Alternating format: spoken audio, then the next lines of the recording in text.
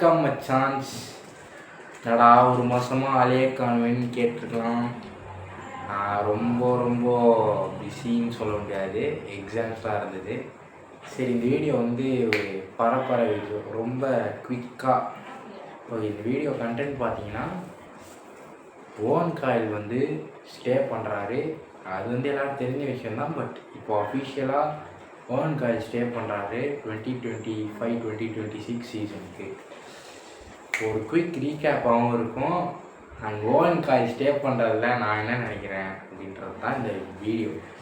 Okay, own coil எப்போ வந்து திரும்பவும் வந்தாரு சென்னை சீன் பார்த்தீங்கன்னா 2023-2024 வந்து தாத்தா வராரு, ஸ்டார்ட் ஆச்சு. தாத்தா வந்தார், படுமா ஆடணும். சென்னை நசீப் மட்டமாக அடிச்சு, ரொம்ப ரொம்ப கேவலமாக அடிச்சு கோல் கன்சீட் பண்ணிச்சு.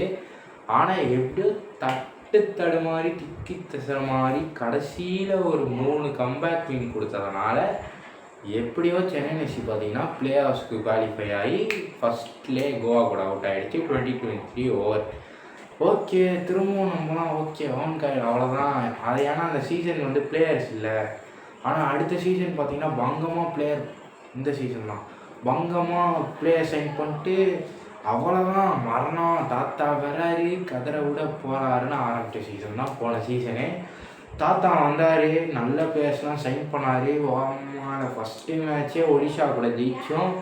அவ்வளோதான், ஓஜி சென்னை நசீஸ் பேக்னே முடிவு பண்ணோம். ஆனால் ஒரு 4 மேட்ச் போச்சு. அதுக்கப்புறம் பேக் டு ஃபார்ம்னு சென்னை நசி காமிச்சிது. திரும்பவும் கேவலமாக அடி வாங்கி நொந்து கேவலமாக நொந்து போய் அதுக்கப்புறம் கேபிஎஃப்சி கூட 2 மேட்ச் மட்டமாக தோற்று ரெக்கார்டு பிரேக் ஆகி பெங்களூரு கூட 2 மேட்ச் தோற்று அவனுங்க கலாய்ச்சி எஃப்சி கோவா கூடயும் மட்டமாக தோற்று அவனுங்கிட்டையும் கலாய் வாங்கி இந்த மாதிரி பட்டுமா கேவலமாக நிறையா மேட்ச் ஜெயிக்க வேண்டிய மேட்செல்லாம் ட்ராவாக்கி இதில் மட்டமாக வந்து எங்ககிட்ட பட்ஜெட் இல்லை. பட்ஜெட் இருந்ததுதான் நாங்கள் மோகன் பகான் அளவுக்கு ஆடுவோம். மோகன் பகான் மாதிரி பட்ஜெட் இருந்தால் எல்லோரும் கெத்தாக தான் ஆடுவாங்க. அந்த மாதிரி கேவலமாக வாய் விட்டு எவ்வளோ அடியானாலும் எல்லா ப்ரீ மேட்ச் கான்ஃபரன்ஸ்லேயும் அம்மாவை நான் தான் பூலு அந்த மாதிரி கமெண்ட்ரி மட்டும் கொடுத்துட்டு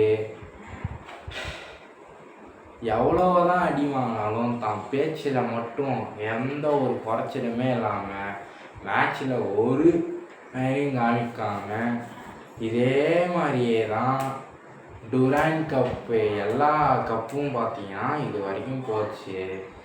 இப்போ பார்த்தீங்கன்னா ஓன் காயில் திரும்பவும் 2026க்கு ஸ்டே பண்ணுறாரு.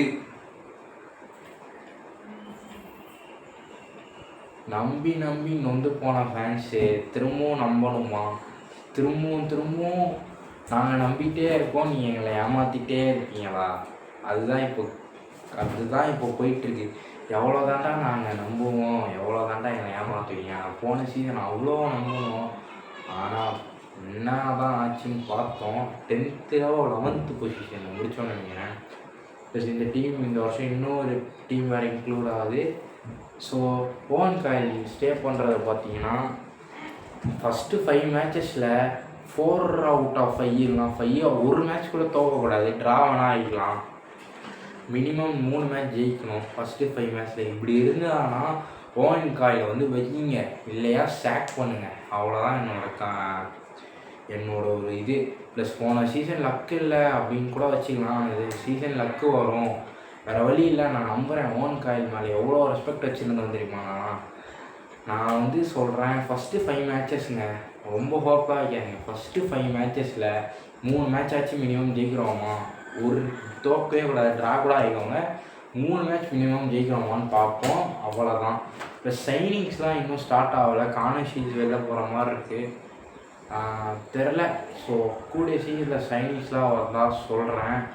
ஸோ இவ்வளோ தான் என்னோடய கருத்து. உங்களோட கருத்தை வந்து கமெண்ட்டில் விடுங்க. பாய் போயிட்டு வரேன். சென்னை நசி டில் வி டைப்.